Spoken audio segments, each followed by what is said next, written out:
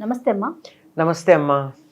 అమ్మ, ప్రాణాపాయ స్థితిలో ఉన్నప్పుడు మ్. మృత్యుంజయ మంత్రం పఠిస్తే ఉమ్, తొలగిపోతుంది, ఉమ్, ఆ సమస్య నుంచి బయటపడతాం, ప్రాణాలతో బయటపడతాం అని చెప్తూ ఉంటారు కదా. ఉమ్. అసలు ఈ మంత్రం యొక్క బలం ఏంటమ్మా? అంత విశిష్టత ఎలా వచ్చింది? అమ్మా, మృత్యువు అన్నది సహజం. అవును. పుట్టిన జీవులందరూ చనిపోకుండా ఉంటే భూగోళం మీద చోటు ఉంటుందా? కొత్త వాళ్ళకి అవకాశం ఉంటుందా? లేదు కదా. అంతేకాదు, ఒక వయసు వచ్చిన తర్వాత అలాగే ఉండిపోవాలని ఎవరన్నా కోరుకుంటారా? ఉదాహరణకి నా వయసు వచ్చింది, ఈ ముడతలు పడిన చర్మము, తెల్లబడిన జుట్టు, కళ్ళకి జోడు, ఈ రూపంతో శాశ్వతంగా ఉండాలని ఎవరు కోరుకుంటారమ్మా?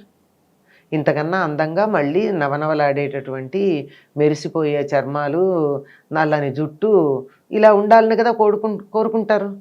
అంచేత ఈ మార్పు సహజం.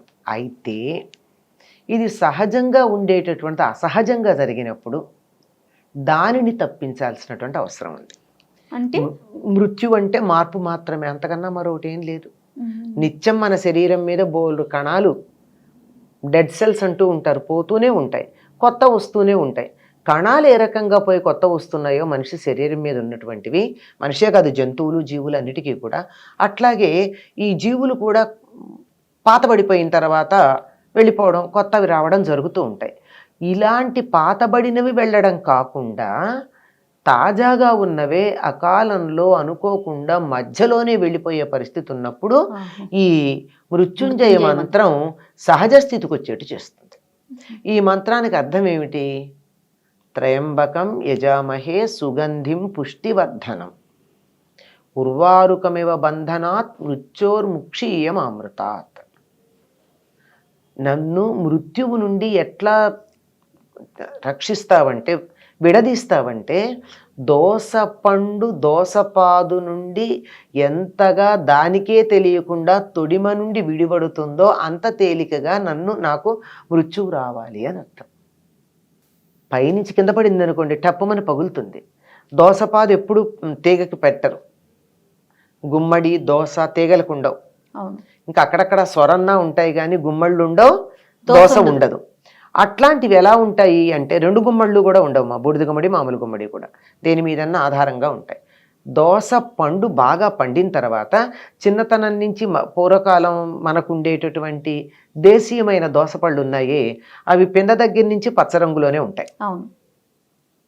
ఎక్కడో ఒకటో రెండో కొంచెం ఆకుపచ్చ ఉంటాయేమో.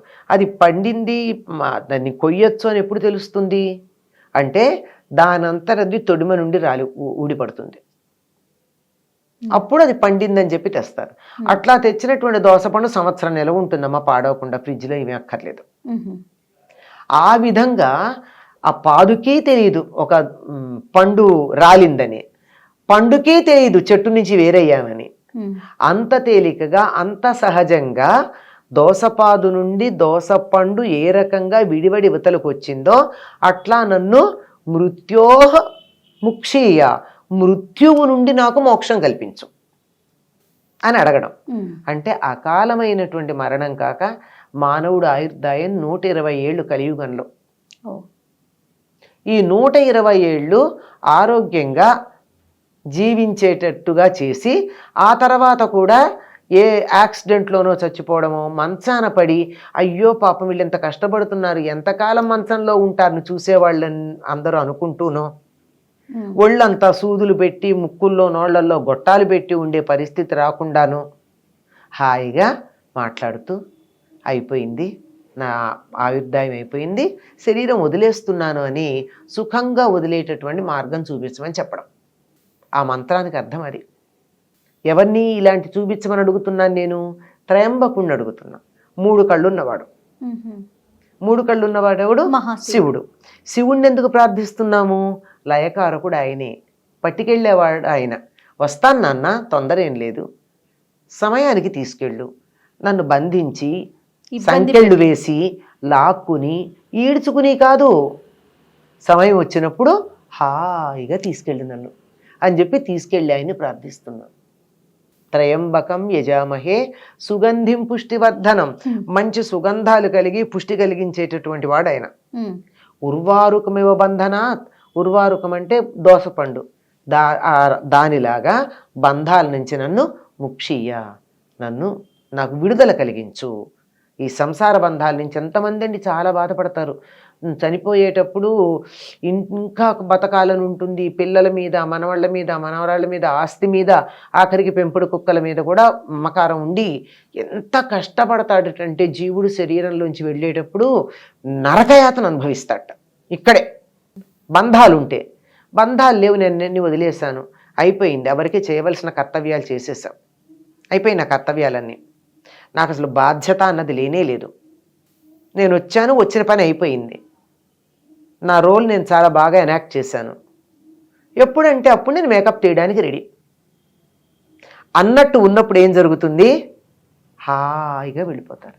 అట్లా కాకపోతే వెనకాల బంధం ఉంటే మళ్ళీ వెనక్కి లాగటం. ఎలా ఉంటుంది అంటే శరీరం వదిలిన తర్వాత జీవుడేమో ఇక్కడ ఆయనకేం లేదు అవకాశం, పైకి వెళ్ళాలి, కింద వాళ్ళ మీద ఉన్న మమకారాలు ఆయన కింద గుంజుతూ ఉంటాయి, అటులా వెళ్ళడానికి తీసుకెళ్లేటందుకు అక్కడి నుంచి ఆ ఫోర్స్ పనిచేస్తుంది, ఇక్కడ కిందకి లాగే ఫోర్స్ పనిచేస్తుంది, మధ్యలో చాలా కష్టపడడం ఉంటుంది.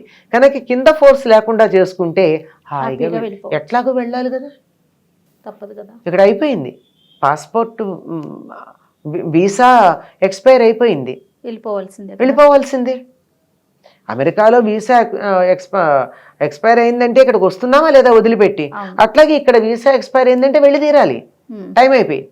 కాకపోతే ఈ మంత్రం చేసే పని ఏమిటంటే ఈ మధ్యలో ఎవరన్నా వచ్చి గెట్అవుట్ అంటే నాకు ఇంకా వీసా ఉంది, వెయిట్ చేయమని చెప్పడానికి పనికొస్తుంది ఈ మంత్రం. అది ఎప్పుడు ఎక్కడ ఎలా అయినా చదవచ్చమ్మా? ఎలా చదవచ్చమ్మా, నిత్యం ఏదైనా సరే ఏ మంత్రం చదివినా శుచిగా ఉండాలి. ఇది యజుర్వేదంలో మనకి రుద్రహృదయంలో చివర ఉండేటటువంటి మంత్రం.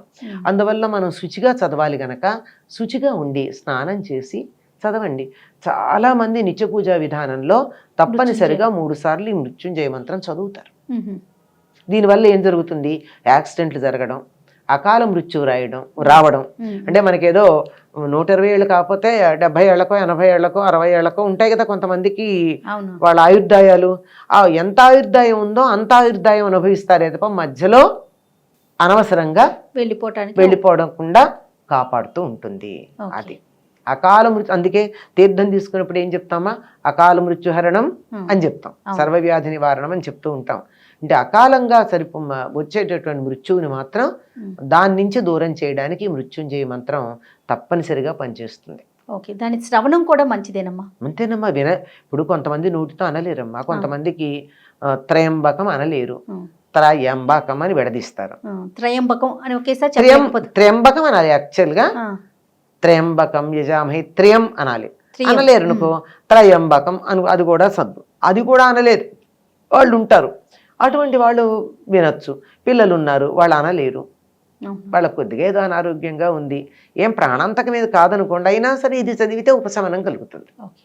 ఎందుకంటే ఆ మంత్రానికి ఉన్నటువంటి శక్తి, ధ్వనులు ఉన్నాయే, ఆ ధ్వనులు ఉచ్చరించేటప్పుడు వచ్చేటువంటి వైబ్రేషన్స్ అటువంటి సుఖాన్ని శాంతిని కలిగిస్తాయి.